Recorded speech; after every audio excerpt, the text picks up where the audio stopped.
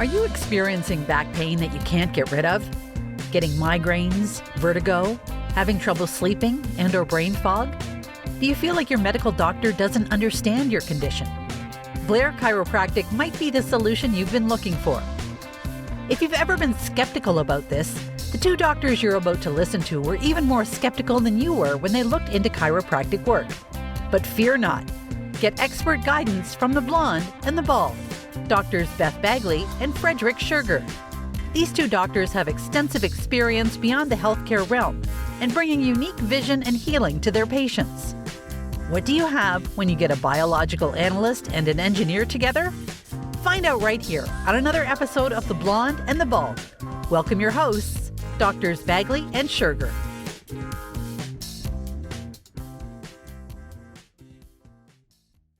I think this is going to be the inaugural podcast of The Blonde and the Bald. Which one's the bald? Well, that's a good question. I don't know. It is a good question. Figure that out. I used to be blonde for like a year. Not. I was. My first year I was blonde. And then as a baby. Exactly. And apparently in our family, blonde went to bald very frequently. Well, at least you have a nice shaped head. I lucked out. If I went bald, it would be not pretty. So let's not go there, not even on a dare. In any case, speaking of dares and things that we might do inadvertently at a Blair conference, let's talk about the Blair conference. Because what I'm thinking, what we'll do on these podcasts, we'll do maybe before we actually get them out there, we're just going to do a bunch. That way we've got a bunch in the can already, so we can maybe as the holidays come in, be more relaxed. Maybe some of these will be lives, but we should talk about certainly stuff that's topical as far as health in the world. Tell people a little bit about ourselves and our own experiences. We'll do that on future ones, but we just got back from the Blair conference. So do you have your reference sheet to what we did? I have a whole bunch of notes. Well, you're more prepared than I am. I pulled my schedule for the weekend out of my backpack, and I set it down, and I didn't put it into the backpack that actually comes into the office with me. So, any case, so let's talk about the weekend. It was a great weekend, a beautiful weekend in Charlotte. There were some things that honestly, I was so glad I was there. So many times you go to a conference or spend all that time and money and you're like, oh, like I should have just stayed home. Yeah. And I absolutely felt the opposite. I thought I got so much good information, not just science stuff, but business stuff. It was absolutely just incredible for me. I've got so many action steps that I've already taken this week, which makes me feel completely overwhelmed, honestly. But man, I think the biggest one for me, because it meant a lot to me for my own health, was the radiologist that came, and I'm forgetting her name, but I can grab my Blair stuff here in a second. I got it here. There it is. I got to move it. She came and talked about the relationship between the jaw, airway, and the neck. And I was like, and all of a sudden, I've had a couple dentists try to explain that to me through the years. And I kind of got it. And I was like, oh, sure.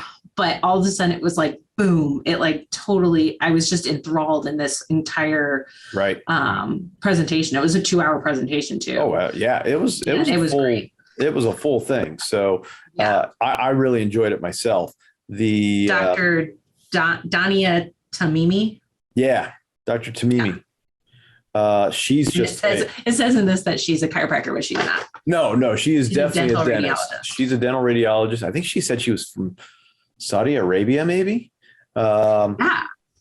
Certainly Middle East. And she was just fantastic. And I know I'm going to take her radiology course. I think they're going to offer. Is that in February? Yeah, I think that's when it's going to be offered again. And it's an expensive class compared to what we typically come across, but the wealth of knowledge that she has is highly in demand. And we just got the tip of the iceberg with that absolutely those conversations she had. Yeah. So just for some people that might be watching, I just wanted to go over a couple of the things that I wrote down.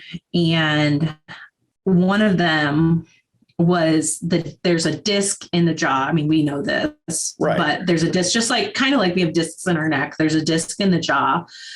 And when people open it, it's supposed to kind of move with it. And then when people get the clicking, that means the disc is doing something weird. And then there's a breakdown of the jaw that happens. But then there's a restructuring of the jaw, which is what we see a lot, is that people have already had this restructuring process go on. And it was kind of cool to hear her talk about how because the jaw is so important to life, because we talk, breathe, chew, all the things, that the body actually has the technology that it's made so well that it will restructure to still allow people to have somewhat of a functioning jaw, even when it's so damaged. Well, but it's not just that. It is unlike the discs in our spine, that once that degeneration process starts, I mean, that's done. It's damage done. It's a scar on the spine, as I think Dr. Matthew Richardson likes to call it. From down in Palmer, Florida. Yeah, I'm throwing names out, and patients are going to listen to this and they're going to be like, who? Do I care? No, but the important part here is that unlike our spine, where we can't have those discs regenerate, or at least they can't completely reheal, that TMJ can, given the right circumstances and the right opportunities, on its own, which is really miraculous when you think about it. So it's very exciting in those regards. So yeah, there was cool. One more thing I wanted to bring up with that is that she did this, and people at home can do this too, is she did this test where you can see the relationship between the neck and the jaw, where you put your teeth, don't clench them, but just put them barely together and then shake your head yes. Mm-hmm. And you can feel your teeth move, like the top and bottom move, when you're just moving your head, because the relationship here and here are connected. And doesn't mean, like, of course, us as chiropractors, we're going to be like, here is more important. And a TMJ dentist is going to say, here's more important. But the truth is, who cares? Like, they're both important. And sometimes you got to work on both. And sometimes you got to work on both. Because absolutely. The way I like to think about it is, if your head is your garage, and your TMJ, your jaw, is your garage door, your atlas is your foundation. And sometimes, because the atlas is off, the foundation is off, the bite will be off. But sometimes you've got a strong enough, you've seen some of these springs on these garage doors. If they jam up wrong, it's going to cause that house to move off the foundation incorrectly. Could even damage the foundation. So you've got this back and forth between these things that need to be addressed and handled delicately, really and truthfully, by people who are truly experts and have studied this area for a very long time. Yes, agreed. Yeah, so that was my first takeaway, which I really liked. Some other people that came, we had Dr. Simon Senzon. Oh, he was so good. Is that how you say his last name? Yeah. I've read his stuff before, and I've seen like videos of him talking before, but I've never seen him in person. Right. And he has done such great things for our profession. So definitely. And the interesting thing about his presentation, now he's a chiropractor, he's got his master's, and now he's finishing up his PhD thesis. And that was the really juxtaposed. That was the crux of what he was presenting on. That what he has discovered by looking at all of the research that exists within just chiropractic, there are a handful of papers that just do not support themselves. They should not be, from a peer reviewing process, the process that we have in society that basically says good science follows these things here, and good, the objectiveness of that science falls and falls into certain guidelines. He found 18 papers that were outside of it, 4 that were that should never have been approved. And the two scary parts to that are, of those 18 papers, many of the people who wrote those 18 papers are writing the same papers. So it's not like we have 18 different people. We might have like 7 different people contributing, and then everybody else is referencing those papers. This is just like this Alzheimer's thing that's popped up in the news media recently, where they had research that says, hey, it's the tau protein that we're looking at. This is the problem that we got to solve. And then it was a lie. And it was a complete lie. It was fabricated research. And unfortunately, the same thing happens for chiropractic. But that one is 17 or 18 years of research now since then has been done based on this fabricated lie.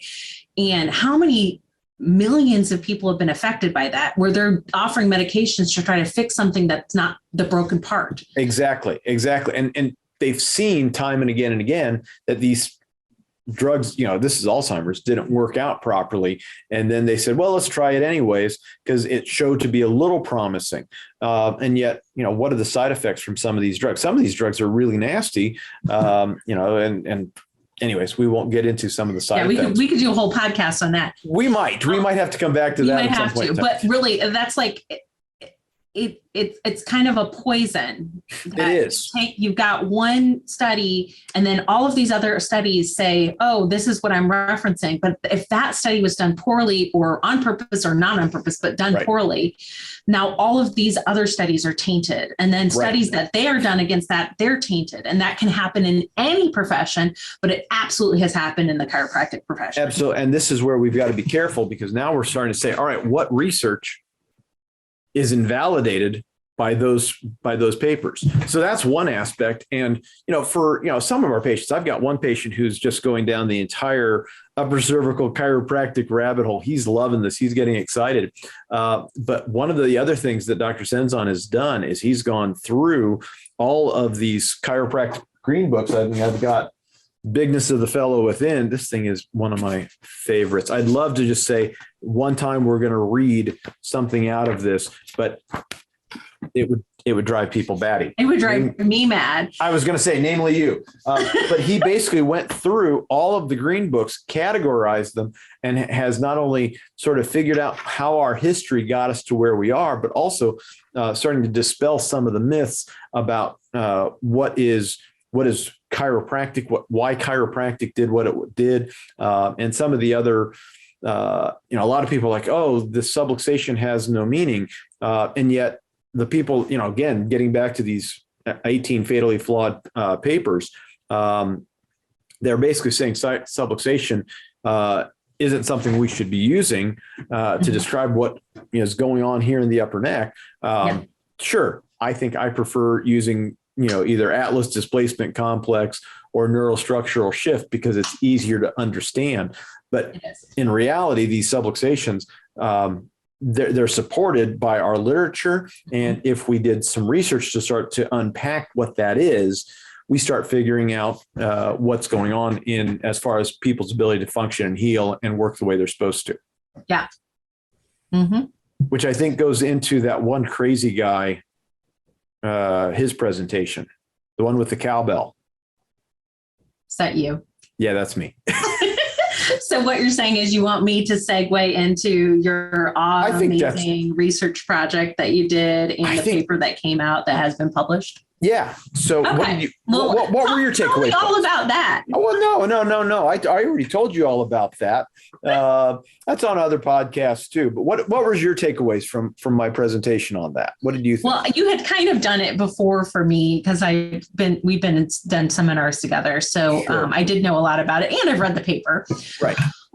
But in general, it was cool to see that there is a correlation between a specific upper cervical or craniocervical junction adjustment and an immune response. Right. And it was not just with our technique, which is the Blair technique, but with other specific upper cervical techniques too.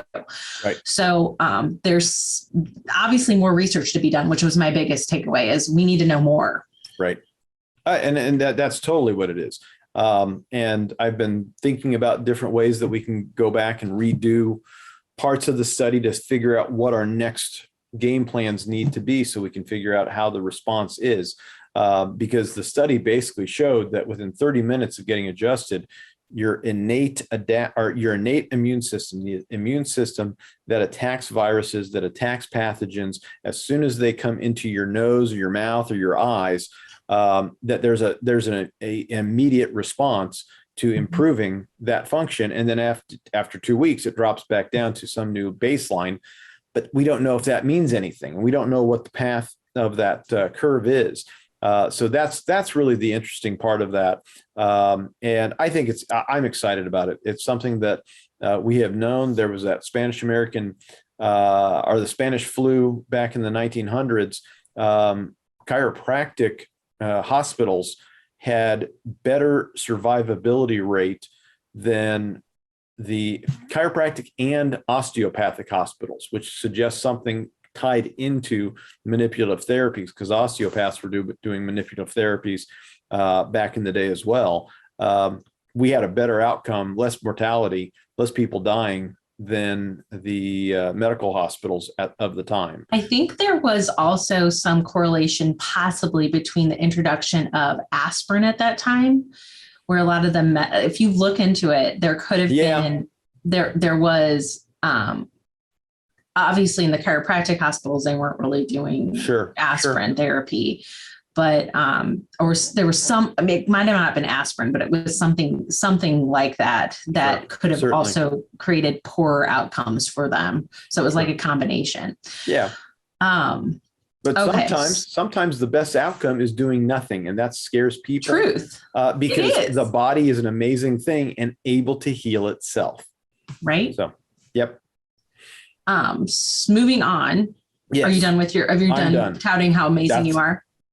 I've got it in other places. If people want to ask, see it, I'll send them to those places. We can do it. We could do a whole podcast on that. We could definitely. Okay. So moving on, we had some discussions about the newer technology for chiropractors called CBCT. Yes. I don't have one yet, but I'm getting one in 6 or 8 weeks or so. But you already have one. So can you explain what CBCT means? So CBCT stands for cone beam CT, because it's computerized tomography is CT. But what's neat about the CBCT is it's able to take a picture and create a 3D image of your entire spine, head, skull, the whole 9 yards, in about 20 to 30 seconds, and you're out of the seat.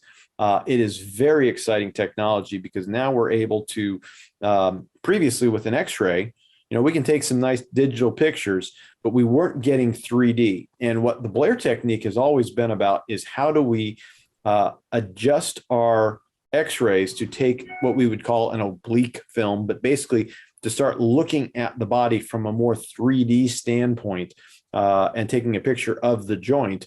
Now we can see it all in one piece, which is really exciting. And I'm so excited that you're going to be getting one down there very soon. So that's awesome. But basically, it is a lower dose of radiation than even what we were taking previously for X-rays.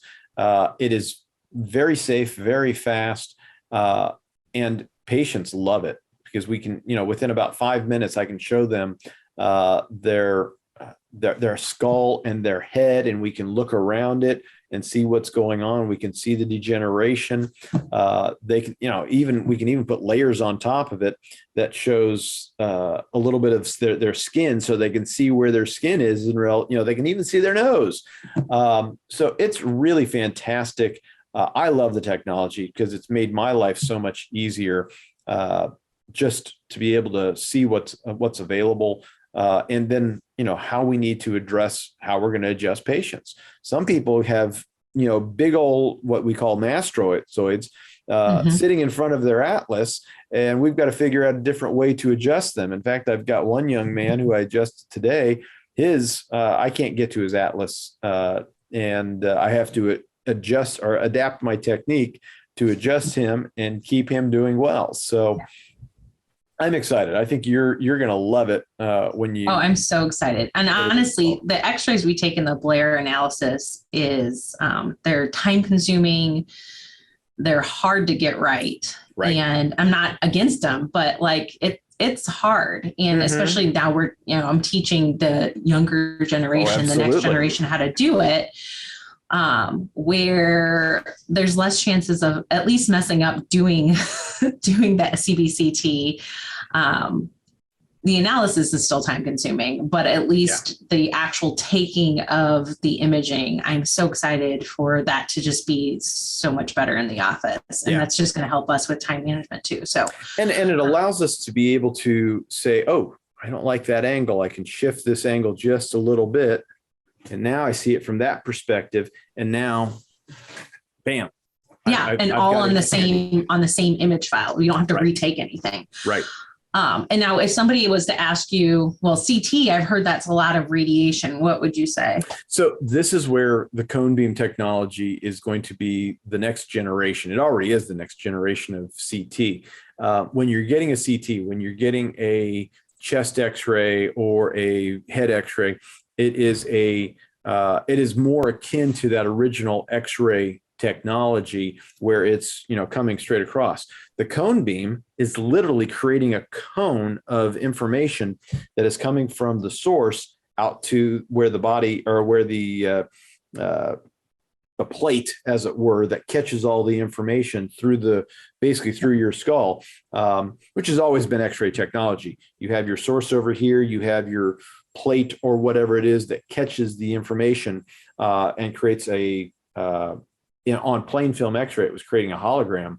Now we're catching all that, but because of the way that it's sending the information over and recording it, it actually requires much less radiation. That's incredible. It really is. And over the years, the X-rays that, was, from 100 years ago when they first came out, that was a high dose of radiation. Very high. Like the technicians would get cancer. It was so right. high. And people who were in there might get a burn because it took a minute to set that entire thing. Oh, man. Now it's 20 seconds to go all the way around the patient, which is, a higher, what's the word I'm looking for? That's a higher, the longer it takes, the better resolution you get. So I've got a 20-second picture that's already at low dose because of the way the technology works, that it's a fraction of the time and a fraction of the dosage compared to what other CTs have been in the past. So in comparison to like I'm looking at, I don't know if this will show up. No, it won't. Nope. It's a radiation dose chart. Yeah. And like, is it like this about the same amount of radiation you get on an airplane flight from like New York to LA? Or I think that still holds up pretty well. Because I saw it was between 10 to 40, and that's 40. And just that background radiation you get on just a day, just living your life. Oh yeah. Is already at 10. So and where we're at here, it's much less compared to somebody living up on top of Colorado, which is much higher. And people are living up there and they're not having any problem. I mean, okay, so they're smoking more pot. I mean, they're not having problems like that. So in general, what we're saying is that whether you're getting dental x-rays, regular x-rays, or the CBCT, the technology that exists now creates such a small dose that we're no longer in a dangerous zone for anyone. No, in fact, it's just it has advanced so much with the ways that have been able to figure out how to make it more efficient, that the power levels are much. I mean, comparison, our X-ray units needed 220 power, so it's comparable to what some dryers and washers have needed in the past. The CBCT unit, the whole thing can be plugged into a wall socket. That's awesome. I mean, just to put it in perspective, I mean, this thing is. It's got a lot of electronics going on in there, and it still runs off, out of a wall socket. You can plug it in. Just to plug. That's unbelievable to me. I'm so excited. Yeah, no, it's going to be great. I'm excited for you as well. Yeah, that's going to be great. So, one of the other parts of going to a conference like that is just having the networking and talking to your fellow doctors and having good conversations. And I would say I love my Blair family like that. Definitely. I consider I get to see my family once a year to go to this conference, and it's so incredible. I get to see you more than once a year. Thank goodness, me and you. Yes. But since we're about 2 hours apart, but a lot of people, that's the only time we get to see them in person. Oh, absolutely. So. And we had some good times. We got to hang out with, I got to go out to dinner with the 3 Lizzes. You did. I was one of them. Yes, you were. I go by Beth though, so don't call me Liz. I know. The 3 Elizabeths. Okay. So, and because you were Beth, Lundby was Beth, and Liz is Liz. Liz is Liz. So, but I don't get to see Dr. Lundby, but once a year. I don't get to see Dr. Hafer. I'm lucky if I can see her twice a year. Speaking of Liz Hafer, did you see her post on Facebook today? No, did she pass? She did. Good. So now she has a Dr. Schurger. You have a diplomate in cranial cervical junction, and Dr. Liz is now part of your club. Yes, she is. She is. We've been. I was part of the inaugural class that started in 2013. The research paper that we did was a bunch of diplomates. I finished that in 2015, and Dr. Hafer just finished that for herself. So we have, and it was funny, as a funny aside, we sat down for the instructor summit Thursday night before the conference, and no planning. I mean, I sat down, I said, all right, I'm going to sit down here. And then Dr. Michael Beebe and her husband, Dr. Tyler Evans, and Dan Judge and Dr. Ian Bulow all sat down in a row on one side of the table. Dr. Hafer was on the other side, and we made the joke. It's like, oh, only DCCJPs are over on this side. Yeah, she can't. You can't be over there. You stay over there. You haven't passed yet. She had passed. Now she can come to that side of the table. I, on the other hand, am far away from that table, and I'm not planning to come to that table anytime soon. Exactly. Well, we have other plans to keep you busy. So, anyways, no, that was. But yeah, that we have. I think we might have close to a dozen DCCJPs in the Blair Society. So we are well represented in that group because we've been forward thinking on that. So I'm excited. I think we've got about maybe 20, maybe 60 to 80 right now, somewhere in that ballpark after 3 classes. So it's exciting. And we've got a couple of others, Dr. Stenberg and Dr. Bearder are planning on doing it sometime here in the near future. So it'll be good. It'll be good for them.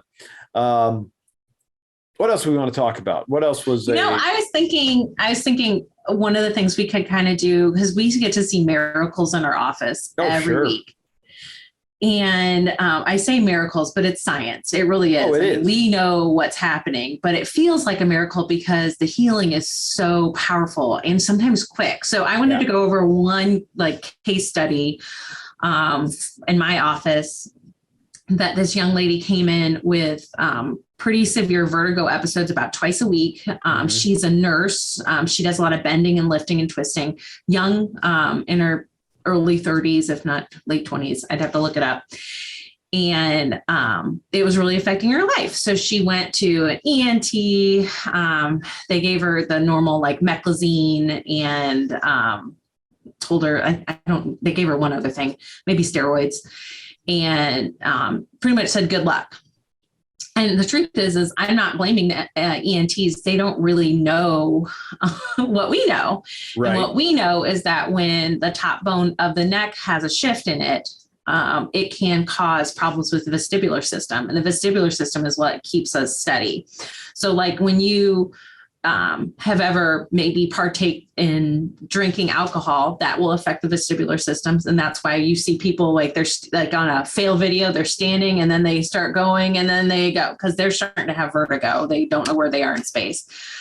But vertigo is pretty debilitating because you'll start seeing nystagmus where the eyes start twitching like this and they're spinning and they don't know how to rewrite themselves. And sometimes for some people, vertigo can last like hours. They can just be vomiting and it's awful. She didn't have it that bad, but it was affecting her ability to do her job as a nurse. So she came in about a month and a half ago. And within the first week, she, instead of having 2 vertigo episodes, she only had 1 in 2 weeks. So she was pretty excited because she could tell a difference. And ever since that last vertigo episode, which was now about 4 weeks ago, she has 0 vertigo episodes. And she's doing better holding her adjustments. She does work nights and it's a hard job, so she may not hold it as well as some people. But she is doing excellent and she's ecstatic. So just letting people out there know, if you've had vertigo, find a Blair upper cervical chiropractor. It's incredible. It changes lives. And if there's no Blair upper cervical chiropractor available in your area, contact a upper cervical chiropractor. Right.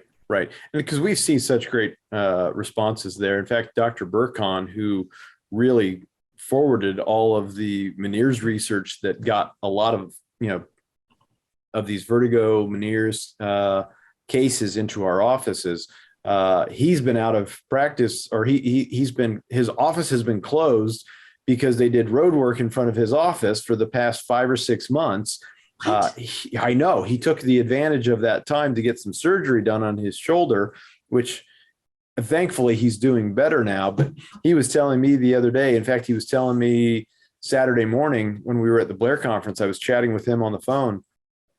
Oh, I was going to say, he wasn't at the Blair conference. No, he didn't make it out. But okay. That's why he's been working 12-hour days as he's starting to get back into the office. And oftentimes he's probably still working, seeing patients right now for another hour or two. Yeah. But he's been, just getting people better. And excuse me, it is amazing that what we can find and help people with in those regards. So it's, in fact, I was thinking about, hey, what's my patient that I wanted to share? And guess what?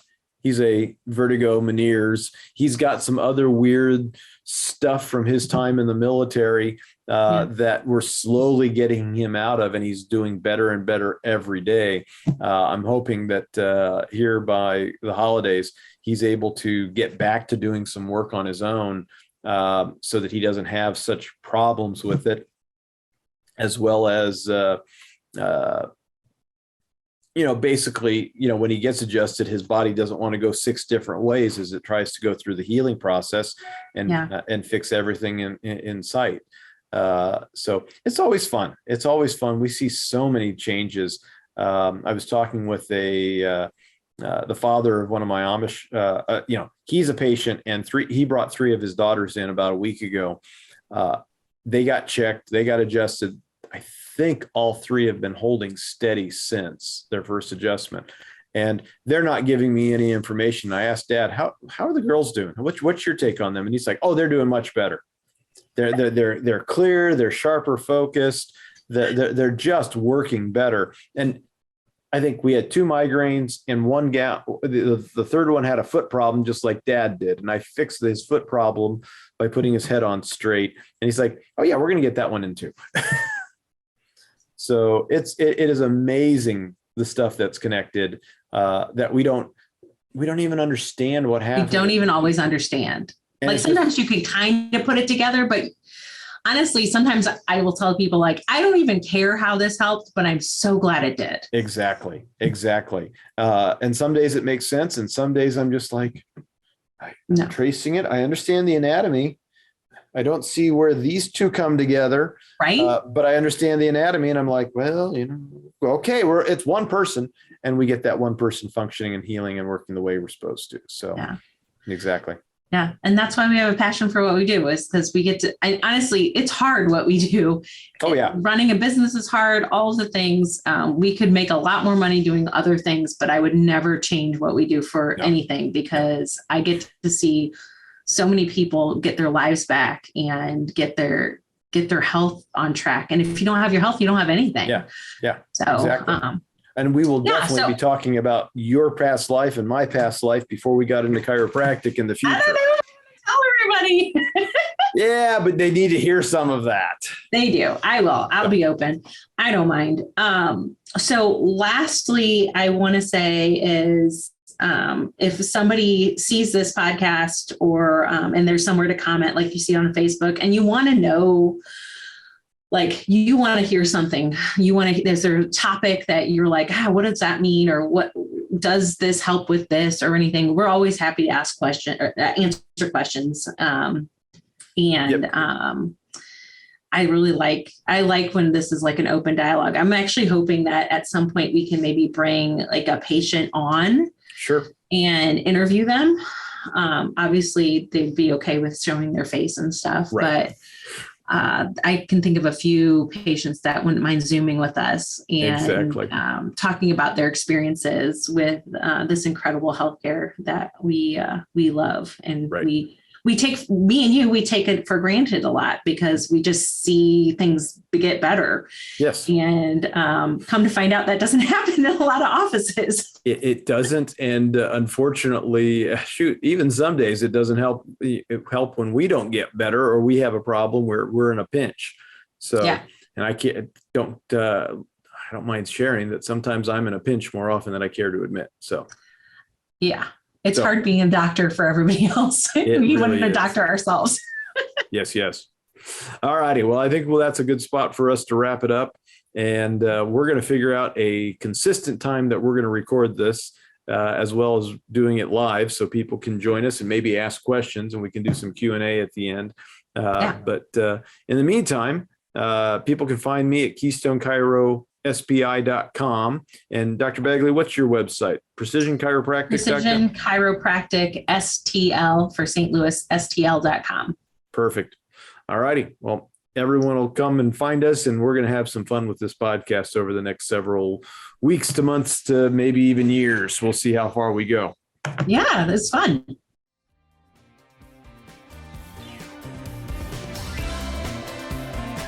That's all for today's episode of The Blonde and the Bald. Don't forget to like, share, and subscribe. If you enjoyed today's show with Drs. Bagley and Schurger, remember, don't give up and just live with the pain.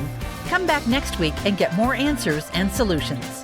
Visit our websites at KeystoneChiroSPI.com and PrecisionChiropracticSTL.com for more info, and catch all the episodes of The Blonde and the Bald.